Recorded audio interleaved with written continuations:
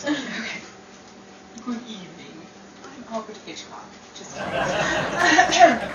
Hollywood, California, Dominique Breckenridge Productions brings you classic entertainment in a modern world and in a vintage manner with the cast that's keeping the golden age of radio alive in Hollywood 1930s. With the voices of Dominique Breckenridge as Betty Gray, Jasmine Lofton as Rachel Ellis Hagen, Tamara Solomon as Pike Anderson, and Tony Ballard as Mason Davis. Hello, folks. I'm your host for this evening, Pike Anderson. I know. Why a name like Pike? Well, I'll tell you. Pike? That's right. We've got a show to do. Well, maybe some other time. Tonight, we bring you an original story written by Dominique Breckenridge entitled Take Me Out to the Football Game. As you probably remember, with the Hagens, married life can be a bit like a bad joke gone wrong. On whose side? I believe it's safe in saying both. Well, that's the predicament we find our main characters in tonight. Tommy Sheffield, and his wife, played by myself, Margaret Sheffield. The Sheffields have been happily married for 7 years. Married, anyway. And like most married couples, when you hit a bump in the road, sometimes you turn to your girlfriends for advice. And if your girlfriend is anything like Cynthia Marlowe, played tonight by our Betty Gray, sister beware, because when a woman like Rachel Ellis Hagen's character, Anne Garrett, comes into focus with your husband in plain view, look out for fireworks. We begin our story tonight in the home of the Sheffields. We find Margaret hemming the curtains for the front living room window, dinner boiling over the stove, their children Candace and Ben playing cowboys and Indians, and now a knocking on the door. Uh-oh! I'm pretty sure the bird just flew out of his cage again. Ouch! Darn that needle! Ben! Candace! Pipe down! And stop shooting your brother with that pop pistol.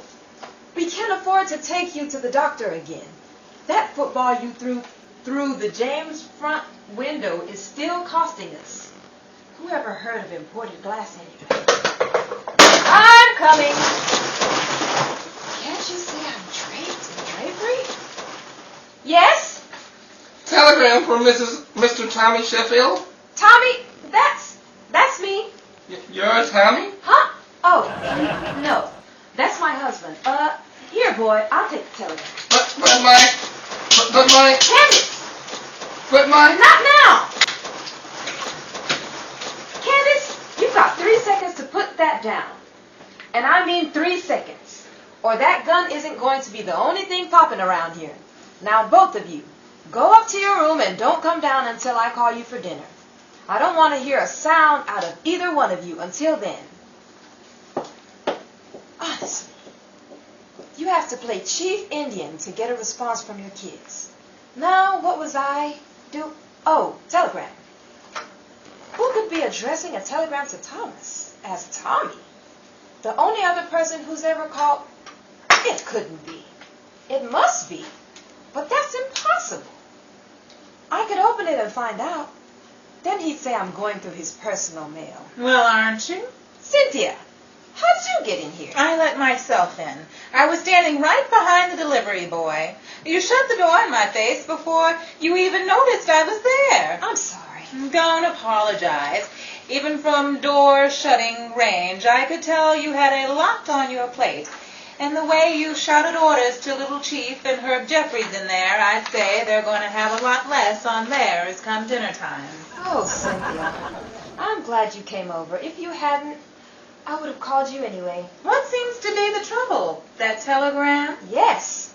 It's for Thomas, marked Tommy. Uh-oh, that's not good. Well, who is it from? That's just it. There's only one person it could be from. That's even worse. Brunette with dark eyes? With a figure to match, Anne Garrett. She went to college with Thomas and I. She had her teeth so deep in him then, it took all the garlic in Pennsylvania to back her away from him. And don't think I don't know you mean literally. I do. It's how I found out garlic in the eye burns. So what is this supposed to be? A visit to the base? I dare to think. Then don't. Find out for sure. You mean open his telegram? I can't do that. And why not? Cynthia, you just don't do things like that. I don't see why not. I've done it numerous occasions. Yes, and you've been married numerous occasions too. Who's counting? No, Cynthia, I can't. I'll just wait for Thomas to come home, and I won't show it to him. Darling, that's even worse. You can't do that. Say this telegram is from old candlelit Anne. What if she is paying a visit? Whose side do you think Thomas will be on when she asks, "Didn't you get my telegram?" They'll both look at you in shock and horror. "Margaret, what does she mean?" "I kept this from you, Thomas, because I didn't want it to come between us." "A fine way of showing it. Come along, Anne. I should have never let Vanessa Helsing draw you away from me." Oh, stop it, Cynthia. Must you always be so melodramatic? It's in my nature, I guess. After you have been married as many times as I have, melodrama is the only excuse you can fall back on to develop it. It's an art. What am I going to do, Cynthia? Well, as far as I see it, you don't want to open the telegram, but you do want to keep Thomas away from Anne, providing the telegram is from Anne, of course. Of course. The best way I can see is to show Thomas the telegram and remind him of why he married you in the first place. That might be a nasty trick to play on him. He may realize I didn't fight fair. Darling, when it comes to love and marriage, no one ever does. Now, there's a football game tonight, isn't it? Yeah, the town hasn't talked about anything else in weeks. Well, you told me Thomas used to play on your college team and you were a cheerleader. I didn't say I was a cheerleader. I said I cheered for him. I used to root for him from the bleachers. Oh, what's the difference? Ann Garrett, she was the cheerleader. Oh. See what I mean? Striking up old memories may just remind Thomas he picked the wrong girl. And now, Margaret Sheffield, you stop that. With that attitude, how do you possibly plan on keeping this woman away from your husband? You've given up before you've even started. Now, you go upstairs, get yourself all dolled up, and when Thomas comes in, announce the news that you two lovebirds are going to go out on the town. But what about the kids and my dinner? Honey, if that dinner you're referring to is that Chicago fire I smelled when I walked in here, I'd say your dinner burned a half an hour ago. Don't worry about a thing. Leave it to me. I'll get the kids dressed and ready to go, take them out to eat, and treat them to the football game with me. Cynthia, I couldn't ask you to go through all that trouble. You're not asking, I'm telling.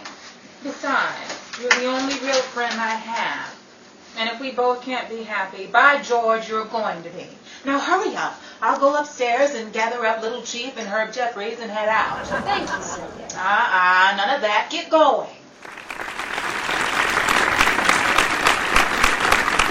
Out of all the places you want to be, you pick a football stadium to spend an evening?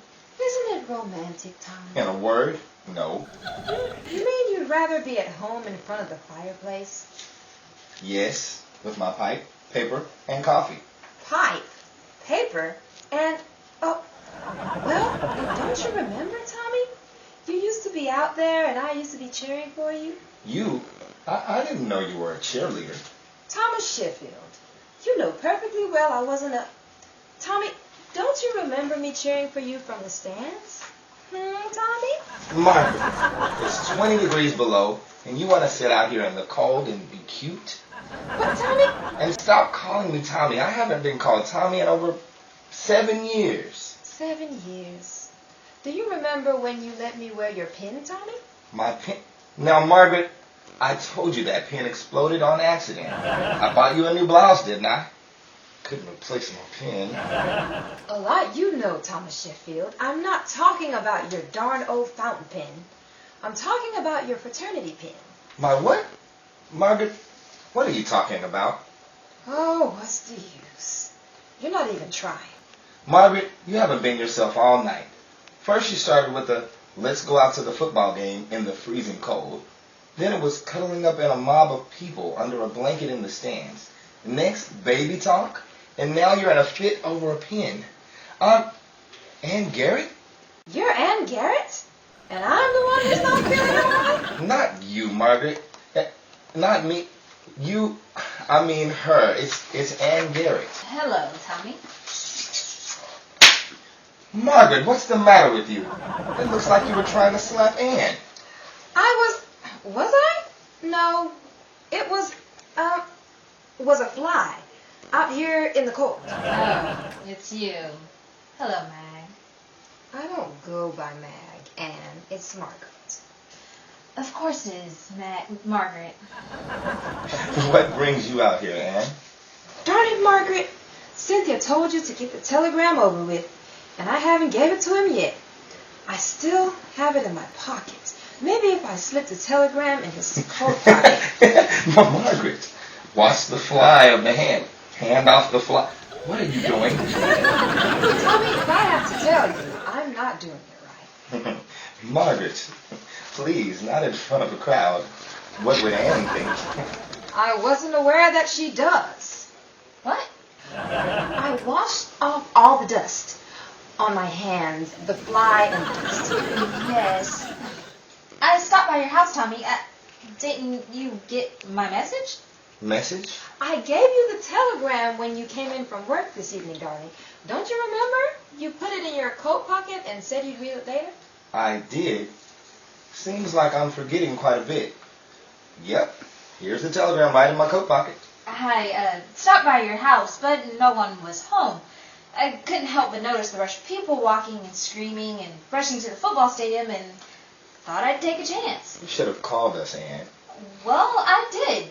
Some old man answered the phone. I could have sworn he said, "Leave us alone. Solvent Green is people." That's why I came by your house. Excuse us, folks.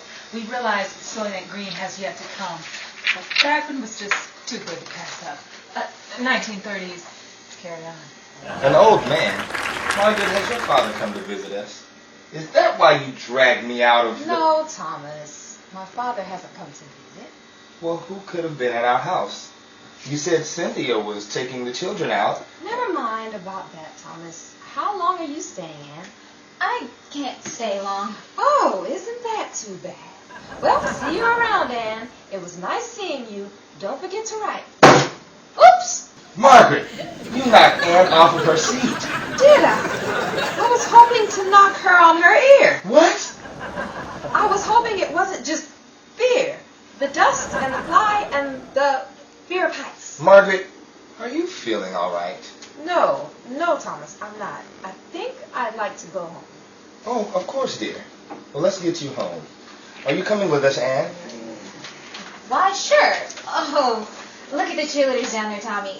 Do you remember when I used to cheer for you when you passed the winning touchdown? You were a head cheerleader then, weren't you? Never missed a step. Hoosh pa, load it up. Pack up your pistol and tie me up. If you don't mind, Thomas, I think I'd rather go home. But, Margaret, Don't worry about me. You just take your time and catch up with Ann. I'll see you when you get home. Goodbye, back dear. Margaret! You two-faced jack-in-a-box siren. What? You heard me, and I wasn't talking to the fly.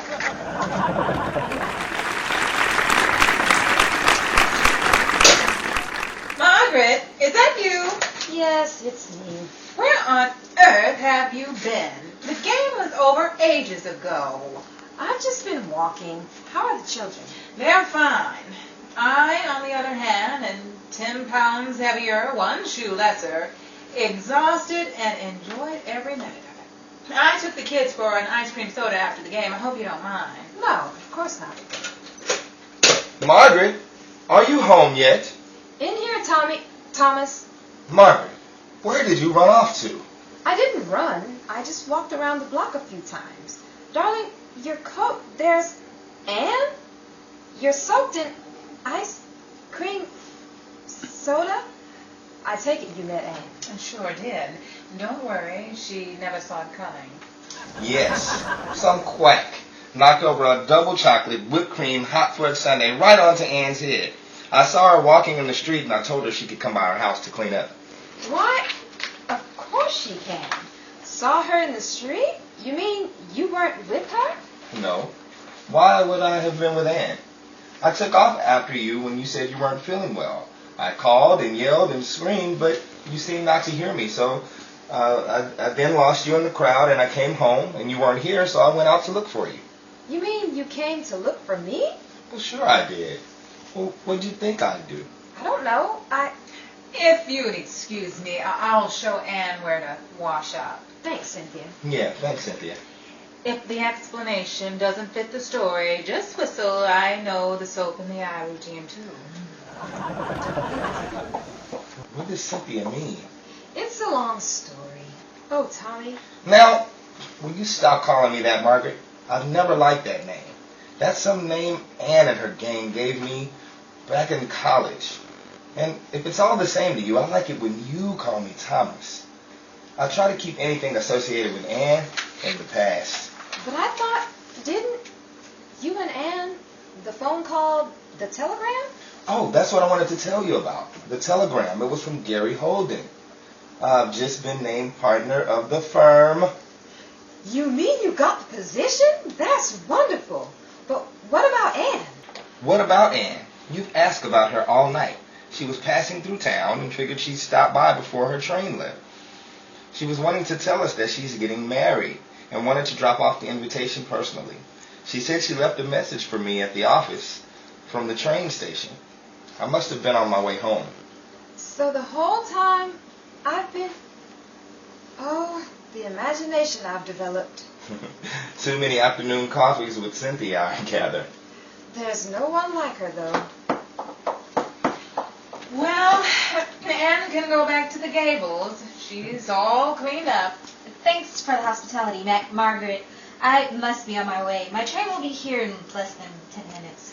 That brings me to question one thing. Who could have answered the phone while we were all out? Who knows? It could have been some old man looking for a place to stay. Hey, I've heard that voice before. Good night, everybody. At the end of Life Up, thank you for tuning in, and we want to remind you to subscribe to our Dominique Review YouTube channel, like us on Facebook, follow us at Dominique Review on Twitter, and share us with your friends and family. We'd like to thank our cast of characters who played the roles in tonight's Take Me Out to the Football Game, written by Dominique Breckenridge, and the voices provided by Jasmine Lofton as Rachel Ellis Hagen and Anne Garrett, myself, Tamara Solomon, as Pike Anderson and Margaret Sheffield, Tony Ballard as Mason Davis and Thomas Tommy Sheffield, and A Day in the Life of creator Dominique Breckenridge as Betty Gray and Cynthia Marlowe. Reminding you that all of the women's wardrobes worn in tonight's broadcast were provided by her line Dominique Review Private Collection. This has been a Dominique Review production. Good night, everybody. Oh, thank you. Thank you. Oh, you did it again. Oh. That face. Someone famous, but I can't think of who. Well, when I think of it, I'll let you know. So, She looks like Rachel Ellis Hagen. She's famous. She kind of is, though. I'm still waiting for somebody to be like, oh my God, Rachel! I'm like, I know. It's going to happen. It's just a character I play. People at my church call me Mason. Wow. Great. That's actually... Everybody call me Mike. It was Maxine. Wow. Wow. Well, when you do know about the 16th, let me know as soon as possible. 23rd for you, right? Was no good. Yeah. You said surprise. Yeah, You did. Say subscribe. I wanted to say stop, but I was like, Yeah, I'm You should have like, called me out. that's the only one thing that you did wrong with all the words that I mispronounced it. You mispronounced it. I must have been Yeah, I like, mispronounced a few words, so Yeah. I was like, she good. wow.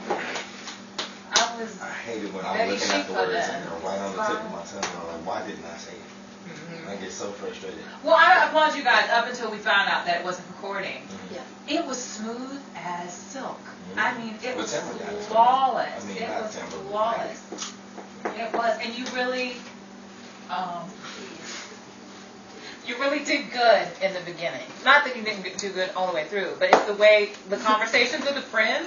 I felt like we were sitting down chatting. Like, let me tell you. Bring it down, bring it down. Yeah. And I heard that little ad-libbing. Calm down. Yeah. Pipe. Oh, you did. Yeah, she said pipe. Calm down. Just stop. I got excited. So that was good. Doing too much. Yes. What is this? Cardboard and paste? And it was like one eye got higher than the other. And I'm leaving immediately. I could not breathe for a second. Dominique. And her and I was sharing a script, and she just took it from me and kept on. She said, "Okay, have your moment." Right, Dennis. And she kept on because I couldn't breathe, so they had to keep on without me. And when it got to my part again, I was still laughing. And Alicia was like, "Is she still on?" And I'm still just seeing this eye going up immediately. And then we had to do it again because I couldn't get it under control. So we had to do it a second time, and Jasmine looked like I was a firecracker when he got to that point. Like, I'm just waiting for her.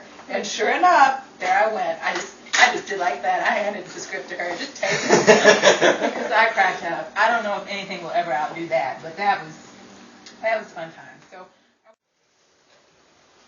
I washed off all the dust on my. Oh, sorry. I thought you were. I'm agreeing with you. I'm sorry. Oh, Because you're trying to make it sound like. No, you're good. Yeah. Okay, say what?